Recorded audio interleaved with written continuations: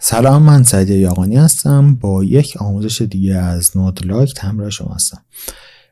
توی این ویدئوی آموزشی ما میخوایم یه مقدار در مورد سینافوردی، ماژول موگراف و در واقع همینطور انجام یک پروژه کوچولو با هم دیگه صحبت بکنیم. چند وقت پیش من یه کاری رو دیدم از یک آرتیستی به اسم در واقع را اند رندرد. توی اینستاگرام سرچ بکنید اسم رو، کلی کارا خوب و میتونید پیدا کنید. یه کاری دیدم که چند وقت پیش ایشون آپلود کرده بود به این صورت. میخوایم ببینیم که از طریق سینافوردی و در واقع ماژول موگراف ما چجوری میتونیم به این اصطلاحاً DNA چین برسیم.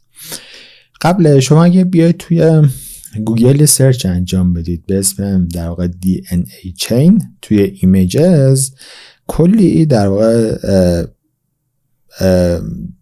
تصویر رفرنس میتونید پیدا کنید، مثلا مثل این. حالا خیلی نمونه‌های زیادی وجود داره که اینجا گفته شده که در واقع الگوریتمی که میتونه یک در واقع سلسله یا زنجیره DNA رو بسازه به چه صورت هستش. میبینید پترنش به این صورت. نمونه خیلی زیادی اینجا وجود داره. شما میتونید خیلی ساده سرچ بزنید و کلی کار ببینید، در واقع بیاد دستتون که قضیه از چه قراره. من میام توی سیفوردی شروع میکنیم ببینیم که چجوری من میتونم این کار رو انجام بدم. من میام اینجا با یه آبجکت خیلی ساده شروع میکنم، با یه دونه کیوب شروع میکنم. کیوب هم رو یک مقدار اسکیل میکنم، یه خورده میام جلوتر و در این محور، یعنی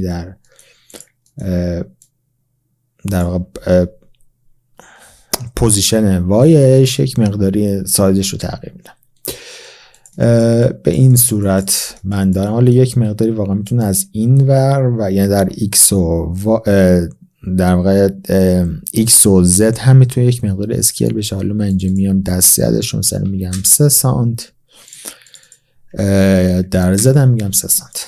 به این صورت بعد میام یک دونه آبجکت اسفیر میسازم. اسفیرم خیلی بزرگه، اینو میذارم اینجا به این صورت، مثلا اینجا یک مقداری اسکیل و اینو میذارم اینجا. یعنی اسفیر من یه چیزی توی این مایات مثلا 5.5، توی کوردینیتش پوزیشن وایش 84، من مثلا میذارم روی 90. حالا خیلی رفت بالا، مثلا میذارم همون 85 باشه. به این صورت یک کپی ازش میگیرم. این شد اسفیر A، این شد اسفیر B. به این صورت B رو انتخاب میکنم، میام میگم منفی 85. به این صورت خیلی ساده.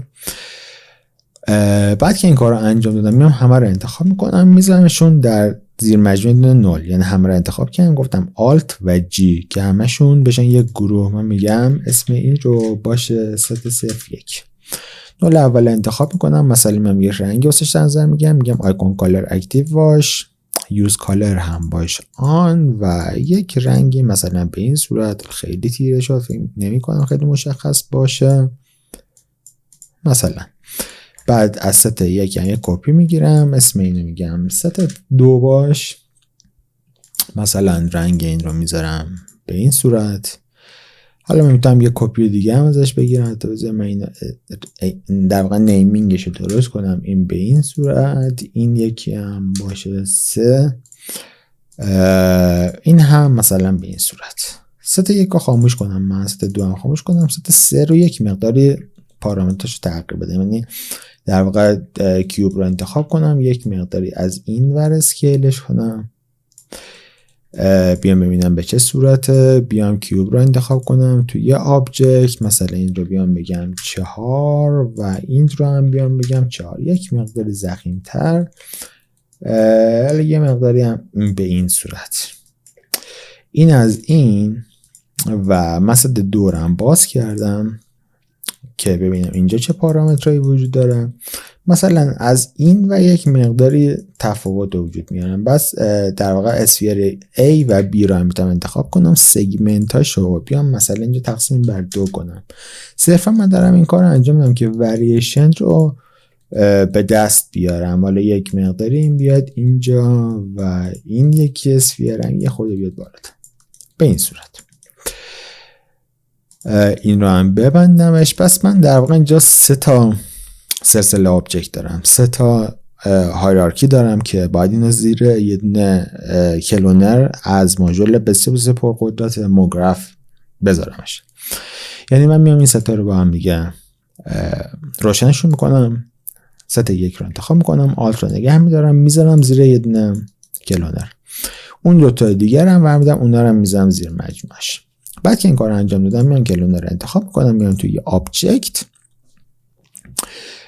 در واقع میام اینجا توی پوزیشن وای، میبینید به سمت بالا رفته چون در پوزیشن وای داره این کار رو انجام میده. میام پوزیشن وای رو میگم 0، میخوام در ایکس این اتفاق بیفته، چون در واقع چیزی که اینجا وجود داره توی این تمرینی که اینشون انجام داده، میبینید در محور ایکس این اتفاق افتاده.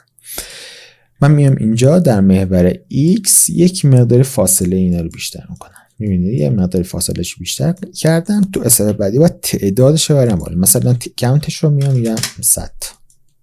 حالا 100 واقعا به نظرم خیلی زیاده، 80 تا به نظرم کفایت میکنه. بله تو استپ بعدی میخوام این در واقع میبینید این چرخش DNA توری رو در واقع بسازم. خیلی ساده. من میام کلونر رو انتخاب میکنم، میام توی آبجکت روتیشن P رو بهش اضافه میکنم، یعنی یک ولیوی. مثلا میام اینجا میگم 20 درجه. میبینید کاملا پترن در اومده، ولی 20 درجه نظام زیاده. با 10 تا تست کنیم، به نظر این قابل قبول تره، یا حتی میتونه حالا کمتر یا بیشتر هم باشه که باید بریم جلوتر ببینیم نتیجه میشه.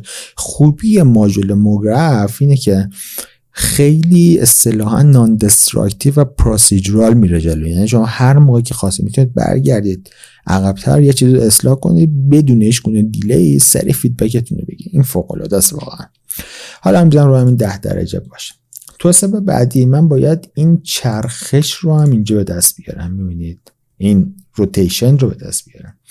من از طریق یه دونه تایم افکتور این کار انجام میدم. میام اینجا کلونر رو انتخاب میکنم، میام توی موگراف، میام توی افکتور، میام یک دونه تایم افکتور بهش اد میکنم. یه خورده بیام جلوتر، تایم افکتور رو بیام تو فریم اول و پلی بکنم. ببینید تایم افکتور داره اینجوری اصلا چرخش رو به وجود میاد. چون میدین تایم افکتور افکتوریه که در واقع بر اساس تایملاین ما و بر اساس تایممون و همینطور بر اساس FPS مون یا همون در واقع فریم پر سکندمون میتونه انیمیشن به وجود بیاره. من میام تایم افکتور انتخاب میکنم، میام توی پارامتر، توی روتیشن، میام روتیشن H اکتیو که این به کار من نمیاد، صفرش میکنم. میام روتیشن P رو مثلا میگم 30 درجه برای من چرخش داشته باشه. یعنی اگه این خب بیام عقب‌تر، بیام تو فریم اول و پلی انجام بدم. ببینید دقیقاً همون کار در وجود میاره که من باید اینو برعکسش به وجود بیارم. من میام اینجا میگم منفی سی که از اون ور بچرخم. این تا اینجا. یعنی اگه من بیام اینجا کارم یک بار دیگه نگاه بکنم، من مدل تونستم انجام بدم. حالا یک مقداری وریشن توی اسکیل این آبجکت هم باید وجود بیاره. میام دوباره توی C4D، میام اینجا در واقع کلونر رو انتخاب میکنم، میام توی موگراف، میام توی افکتور، میام یک دونه اینجا رندوم افکتور میسازم به این صورت.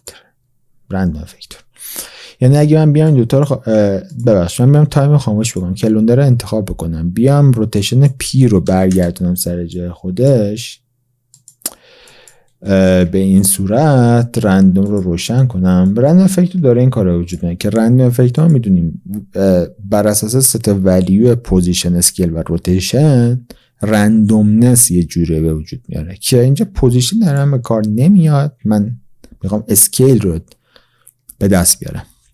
اسکیل رو اکتیو میکنم، میام اینجا SX, SY و SZ دارم، یونیفرم اسکیل رو چک مارکشون میزنم که هر ولیوی که اینجا وارد کنم اتومات برای هر سه تا محور وجود داشته باشه.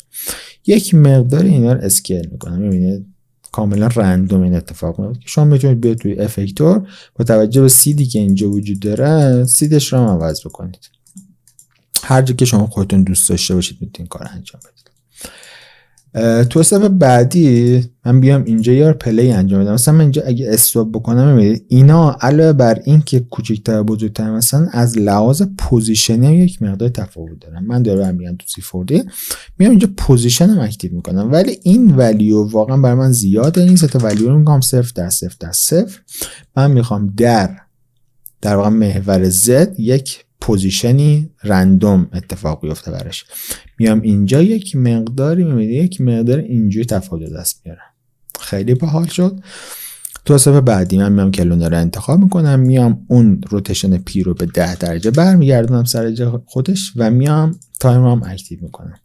یعنی اگه هم بیام آبجکت هم به این صورت نگاه کنم و یک دوربین بسازم اینجوری و دوربین هم مثلا میام بگم یک لنز 60 میلیمتری داشته باشه، یک مقداری بیام عقب‌تر، بعد بیام ساید تصویرم رو هم ست بکنم، مثلا بگم یک تصویر 720 در 720 لاک ریشیو رو چک مارکش رو بزنم که هر موقع دلم خواست ابعاد تصویرم وقتی بیشتر میکنم در واقع سایز تصویرم داکیومنت سایزم به هم نریزه. الان میگم همون 720 در 720 باش.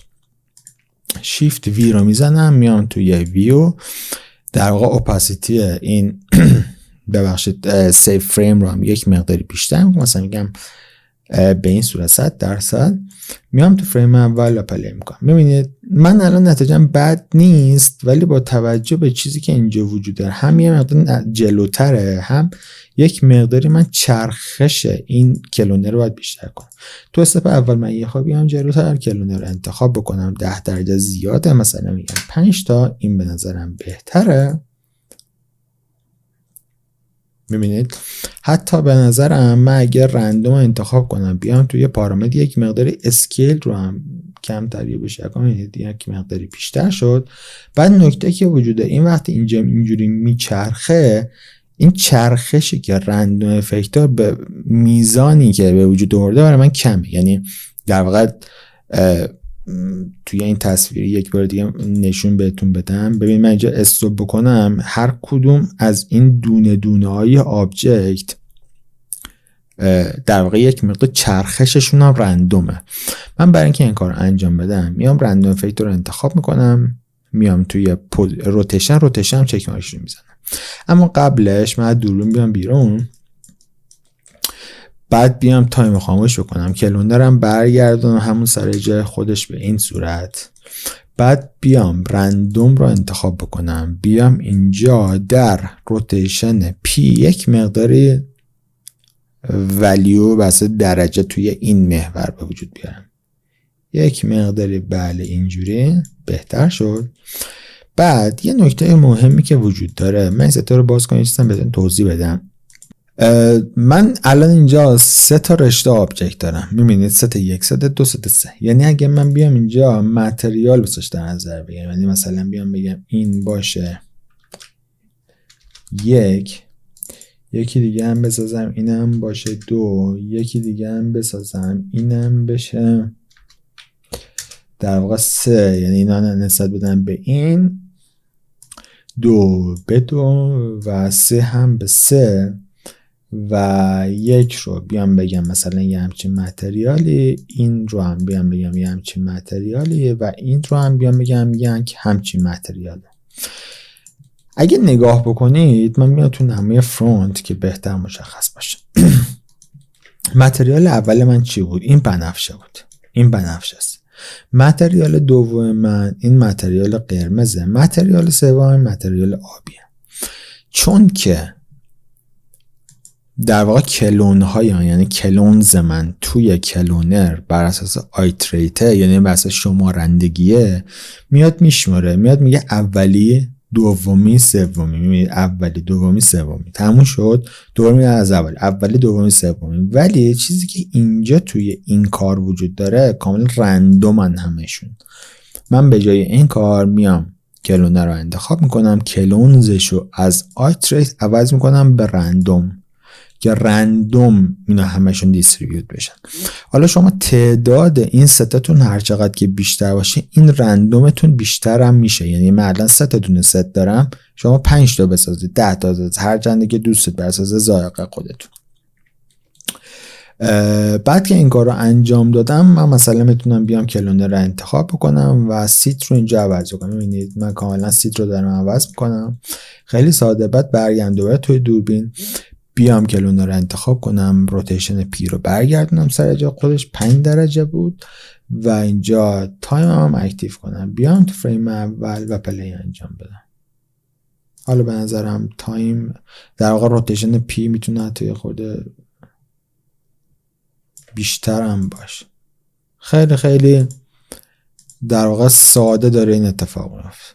میبینید یعنی در واقع شبیه همین کاری که اینجا ایشون انجام دادم.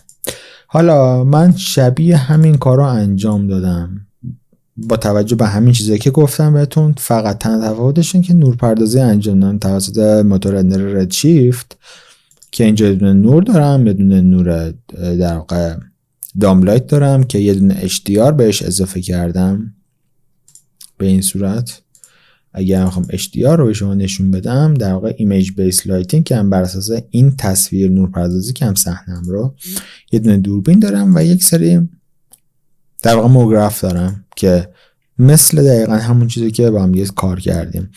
یه دونه تایم دارم، یه دونه رندوم دارم. تایم هم دقیقاً ولیوش منفی 60 دیگه. حالا یک مقدار روی آرت دیرکشنش کار کردم دیگه، لحاظ بصری هم کار کردم با یه همچین ولیوهایی در واقع رندوم رو ایجاد کردم برای این شاخه‌های در واقع کلونرمون که من اینجا چند تا ست دارم. من اینجا 4 تا ست دارم، یه دونه نور دارم، یه دونه نقره دارم و یه دونه کاپر یا یه دونه مسی دارم و یه دونه نور خنک دارم که اگر من بیام اینجا نگاه بندازم، من برای اون اسفیرهای اول و ابتدا در واقع ابتدا و انتها یک متریالی ساختم به این صورت که از یک دونه در واقع شیدر اینکندسنت استفاده کردم که توی ایلومینیشنش با یک همچین رنگی به این صورت، حالا RGB و HSV هم به این صورت، یک مقداری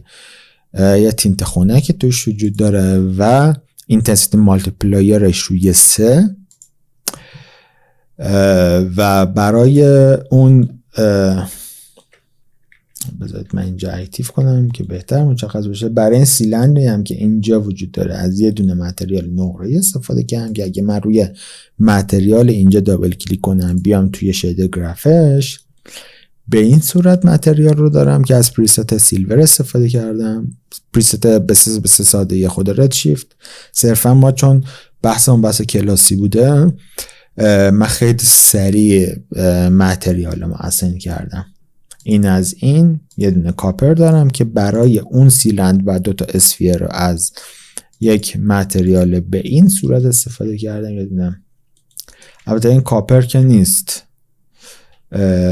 بذارید این الان بیشتر هم به رنگ در واقع طلا نزدیکه. حالا شما میتونید از پریست های دیگه استفاده کنید یا میتونید خودتون متریال بسازید. حالا برام من اسکودری اینجوری انجام دادم و دوباره یه نقره دیگه دارم که اون 2 تا اسفیر ابتدا و انتهاش رو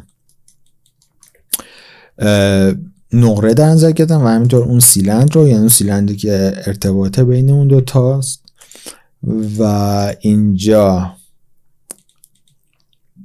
دوباره برای ابتدا، یعنی من اگه اینا رو خاموشش بکنم به این صورت، اینا رو خاموش بکنم، سیلندر رو در واقع کلونر هم اینجوری خاموشش بکنم، میبینید من برای اون ابتدا و انتهاش، یعنی اون 2 تا اسفیره که وجود داره، 2 تا دوباره منبع نور ساختم که توسط دوباره شیدر اینکندسنت این کار انجام میشه. شیدر اینکندسنت واسه کسایی که در واقع موتور رندر ردشیفت آشنایی ندارن میگم، یک متریالیه، یک شیدریه، در واقع یک نودیه که میتونه کار لایت رو انجام بده، کار نور رو انجام بده. من به جای اینکه بیام منبع نور بزنم، یه دونه متریال بهش نسبت میدم به اون آبجکتم که کاملا میتونه فضامو روشن بکنه و خیلی هم خوب با GI کار میکنه. به هر حال ما اصلا رویکرد ردشیفت یا موتور رندر نیست، ما در مورد این در واقع سلسله DNA مون داشتیم صحبت میکردیم. به هر حال من اینا رو روشن میکنم، برمیگم سر جای خودش، اینا رو اکتیو میکنم به این صورت.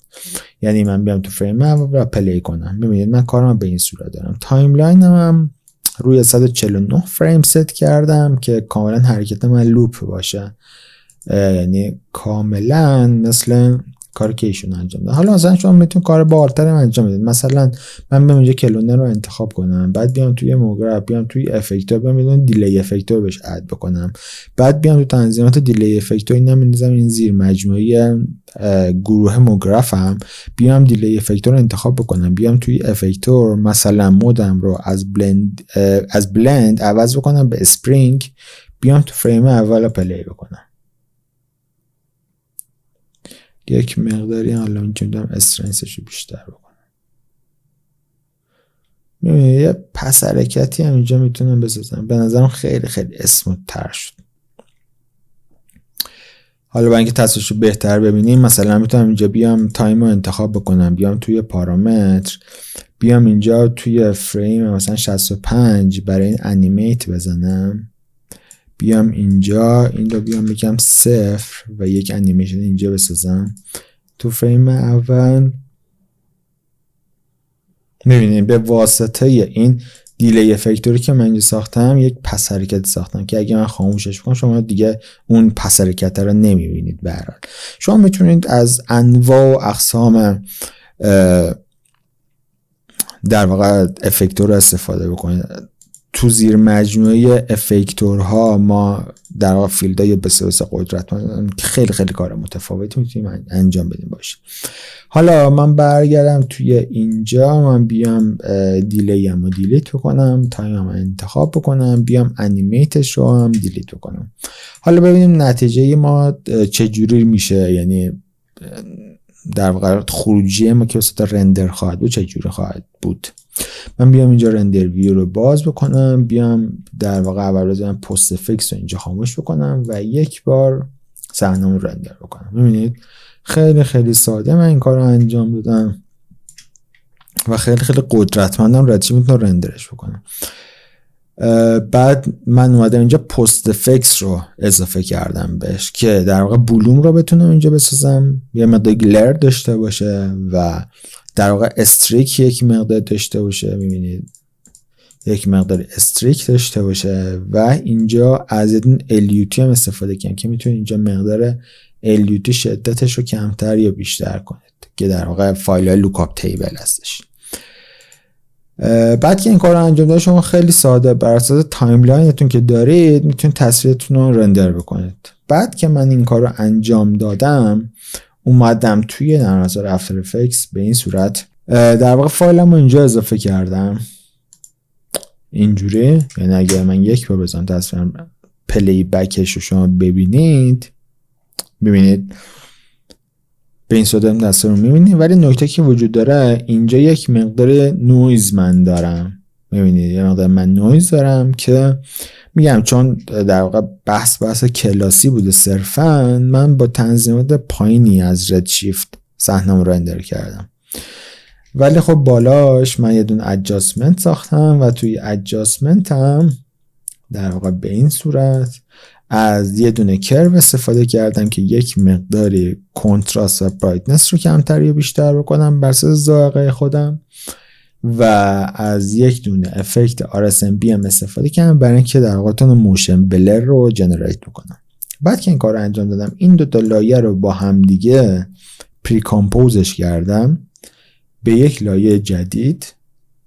بعد اومدم بالای اون پری کامپوزی که ساختم یه دونه ادجاستمنت لیر جدید اضافه کردم و از یه دونه افکت ریدیوس نویز استفاده کردم که واسه پلاگینه برای اینکه دی نویز بکنم تصویرم رو. ببینید من تصویرم دیگه الان نویز نداره، یعنی اگه من بیام اینجا تصویرم رو فیت بکنم که شما ببینیدش و پلی بک بگیره همینطور ازش،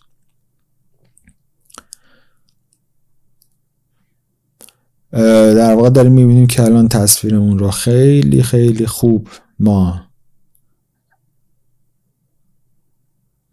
بدون نویز میتونیم ارائهش بکنیم. پس دیدیم که ما مدل رو ساختیم، از موگراف استفاده کردیم، نورپردازش کردیم، رندرش کردیم و در نهایت هم آوردیمش تو نرم افزار افتر افکتس. خیلی خیلی ساده ما تونستیم پروژه‌مون رو انجام بدیم. شما اگر که دوباره بیاید توی پیج این آرتیست، خیلی کارهای متفاوتی میتونید واقعا ببینید. خیلی خیلی ایده‌های خوب میتونید بگیرید که حالا امروز زمان این آرتیست یا در واقع هنرمندهای دیگر رو ما همینجا کارشون مورد تحلیل و بررسی قرار میدیم و در مورد نکاتی که فکر میکنم خیلی مفید میتونه باشه در موردش حتما ویدئوی آموزشی خواهیم داشت. امیدوارم که از این درس هم لذت برده باشید. لطفاً ویدئو رو با دوستان و همکاران خودتون به اشتراک بذارید.